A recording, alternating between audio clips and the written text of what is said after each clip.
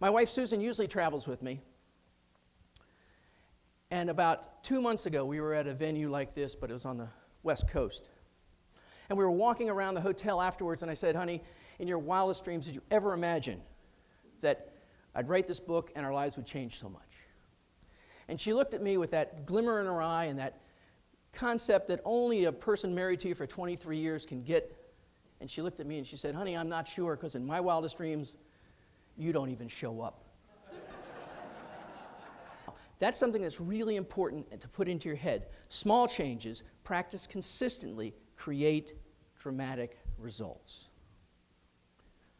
So when you build this successful mindset, which all of us have, I mean, you wouldn't be sitting in this room if you didn't have that mindset. You understand about goal setting, you understand about all that other stuff. But a lot of times to do this side of our lives has a tendency to struggle sometimes. Try new things. Find new teachers to teach you new lessons. When was the last thing you read that changed the way in which you worked, changed the way in which you lived, changed the way in which you acted? If you're going, and everything in your life is going amazingly well, if you haven't read anything, that's okay. Write something if it's going that well. Write something. It ought to sell like 1 million copies, because there's plenty of people who could use that. Leaders don't create better followers. Leaders create more leaders. Right? Because a whole room full of leaders that are following the guidance in one direction, but they're strong and independent and feel successful, will get dramatically more done than everybody sort of sitting there going, well, what do you think we should do now? What I'm talking about is some sort of simple, quiet time. If you're a praying person, pray. If you're not a praying person, sit quietly and listen to your breathing. Sit quietly and think about something. How do you want to perform today? One of the best exercises I use organizationally is have somebody stop and think about how they would like to be perceived on a particular phone call or in a particular meeting.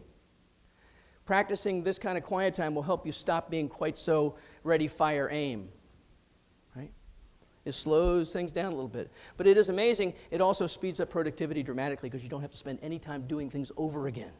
I used to have a big sign up in my warehouse because we had a big distribution business once. And it said, just remember, everybody has time to do it over, but nobody seems to have enough time to do it right the first time. The importance of a path is not knowing whether you're on it. The importance of a path is knowing when you're off of it. Service will change the phrase, what's in it for me? That was my mantra. I had 2 mantras. Everything, all the time, right now. Doesn't that sound nicely moderate? Everything, all the time, right now, with the acronym of EARN. All right? Everything, all the time, right now, and what's in it for me? What's my deal? What's my in? What's my cut? What's in it for me? Why would I do this? And what service will do for you is change what's in it for me to what's in it from me. Understanding the needs of someone else and treating those needs as important as if they were my needs. Right? Now that works if it's a child, a spouse, a coworker, a boss, a client, whatever it might be. This is where love can become a competitive advantage, when you become client-centric rather than product-centric. When I teach love as a competitive advantage, it is to find out how you can be successful in helping your clients be successful. When was the last time you talked to a person in your office and said that you could not be here without their help? That kind of open connection changes the way people work together. That level of appreciation is something that doesn't happen very often, and when it does, it changes the sense and dynamic in an organization and builds a sense of community and productivity that is almost unmatched. We can't really change what's going on around us, but we can change the way we react to them. To be grateful for all things at all times, even extreme situations.